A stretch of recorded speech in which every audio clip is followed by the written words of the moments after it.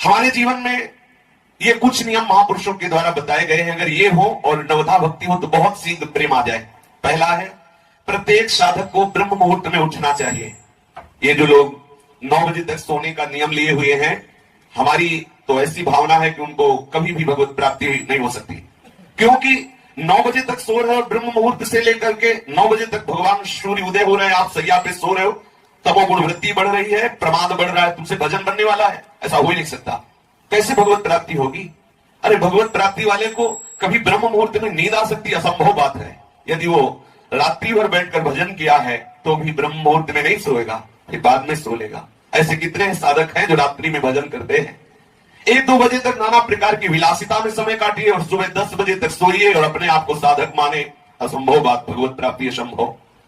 सावधान रहिए। प्रातः काल का 3 बजे से और सूर्य उदय तक का जो समय है, ये महामहिमामय समय है। इसमें अधिकतर ध्यान युक्त जप किया जाए, बहुत लाभ की प्राप्ति होगी।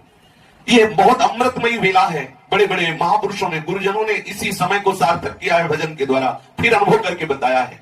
जो प्रातः कालीन 3 बजे से लेकर सूर्य उदय तक भजन नहीं करते हैं, वो दिन में भजन करें, ऐसा नहीं लगता हमें तो कि वो तन्मयता पूर्वक भजन कर पाएंगे। ब्रह्म मुहूर्त में जब भजन होता है तो दिन भर का नशा चढ़ जाता है।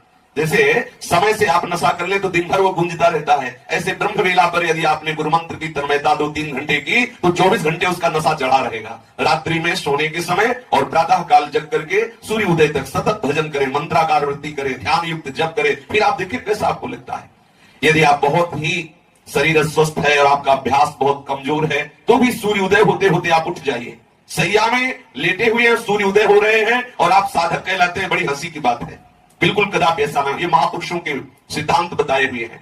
प्रत्येक साधक को ब्रह्म मुहूर्त में उठ जाना चाहिए। यदि ऐसा संभव ना हो सके तो सूर्य उदय होते होते उठ जाना चाहिए।